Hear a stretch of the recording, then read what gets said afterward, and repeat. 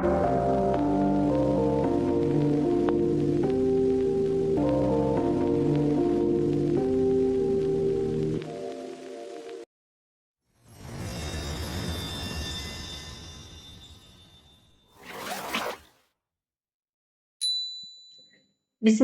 রহমানির রাহিম।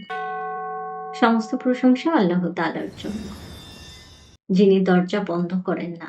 বান্দা যতবার ফিরে আসে, তিনি ততবার গ্রহণ করেন।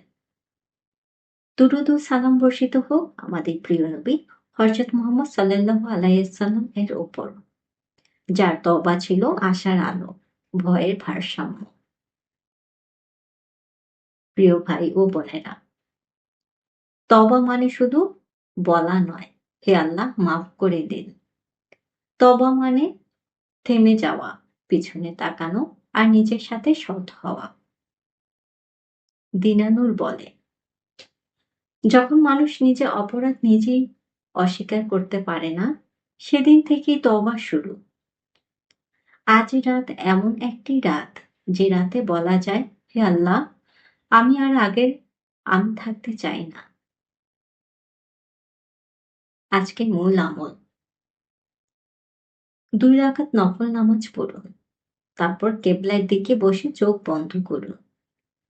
এক এক করে মনে আনুন সেসব গুনাহ, যেগুলো আপনি জানেন কিন্তু মানুষ জানে না। বলুন, হে আল্লাহ, তুমি জানো আমি দুর্বল, আমাকে আবার সুযোগ দাও।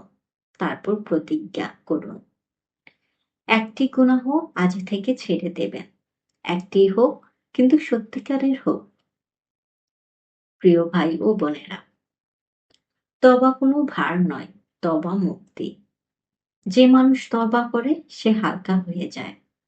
এই রাতে নিজেকে আল্লাহর হাতে ছেড়ে দিন। আল্লাহ আমাদের তওবাকে কবুল করুন আর আমাদেরকে আগুন থেকে মুক্ত রাখুন। আমিন।